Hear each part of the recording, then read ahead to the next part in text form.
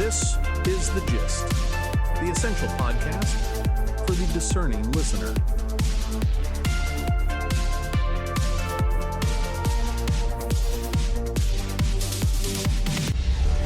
Welcome to The Gist. I'm John. And I'm Mary. It is Sunday, July 26th, 2026. Here is your smart guide to the day's news. Let's start with the gist view. The blank check era for artificial intelligence is officially over. That became brutally clear this week. Alphabet, Google's parent company, shocked the market. They reported a negative $5.9 billion in free cash flow for the second quarter. Just to clarify, free cash flow is the cash a company generates after covering its basic operating expenses. Being in the red by nearly $6 billion is a massive hit. So where is that money going? Alphabet is pouring it into physical assets, mostly data centres.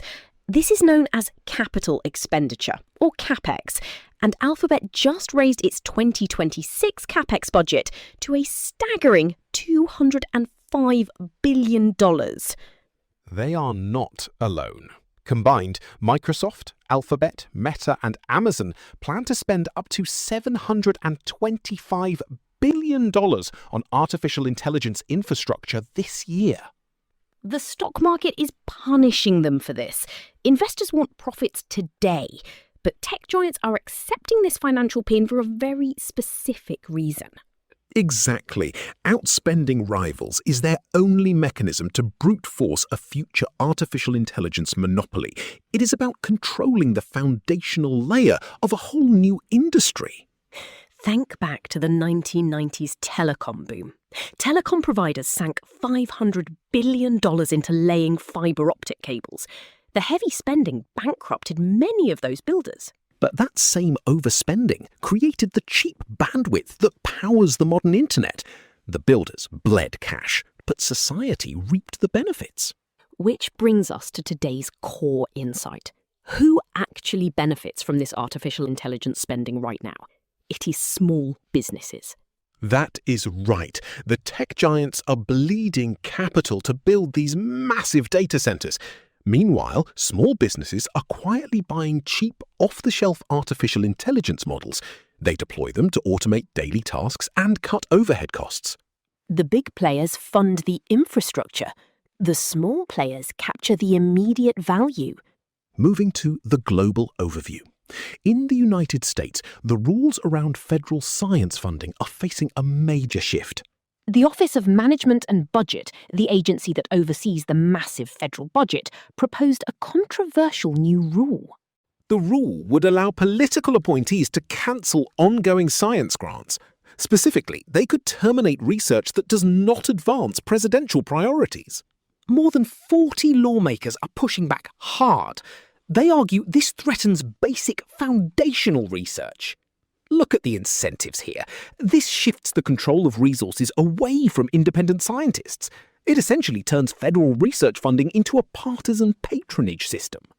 Up in space, international cooperation continues, despite earthly tensions. A joint United States-Russian space crew just returned home. NASA astronaut Chris Williams landed in Kazakhstan early Sunday morning. He was joined by two Russian cosmonauts, Sergei Kuts-Verchkov and Sergei Mikhaev. Their Soyuz capsule used a parachute-assisted landing. This wraps up an 8-month science mission on the International Space Station. It shows that when resources and survival are shared, even fierce geopolitical rivals can still collaborate. Let's turn to the European perspective. In Germany, a planned government shake-up has devolved into a chaotic mess. Chancellor Friedrich Merz heads up the centre-right CDU party. On Thursday, he fired his Transport Minister, Patrick Schnieder. He did it over the phone while on vacation in Iceland. But on Friday, Merz had to hit pause on the dismissal. Why? Because his chosen replacement flat out rejected the job. By Sunday, Schnieder formally asked to be let go anyway. Replacing officials quickly is sometimes necessary to break through bureaucratic gridlock.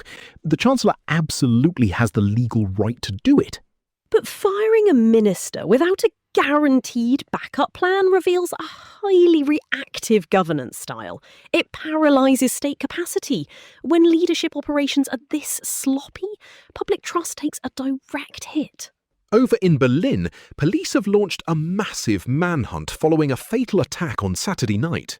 It happened at a CSD parade. CSD stands for Christopher Street Day. It is a widespread European LGBTQ+ pride celebration. A suspect drove a van into the crowd. Tragically, one person was killed and 25 others were injured. Authorities state the suspected attacker is considered part of the city's Islamist scene. Finally, let's look at Italy. The textile industry in Como is making a very smart power play. Dozens of companies in their supply chain are uniting to form a consortium. Their goal is to buy renewable energy as a single unified group starting in 2027. This is a perfect example of pooling resources. By negotiating together, they secure better pricing. Structurally lowering operating costs is exactly how you survive and hold power in a competitive global market. That brings us to today's temperature check. Big tech is hemorrhaging cash to build tomorrow's infrastructure, while small businesses quietly reap the rewards today. Political dysfunction is stalling science in the United States and governance in Germany. Yet, at the ground level, from international space crews to Italian textile makers, practical cooperation remains the ultimate strategy for progress. If this breakdown helped you see the board a little more clearly today, we'd love for you to get the gist in your inbox every morning. It's completely free and keeps you sharp on the go.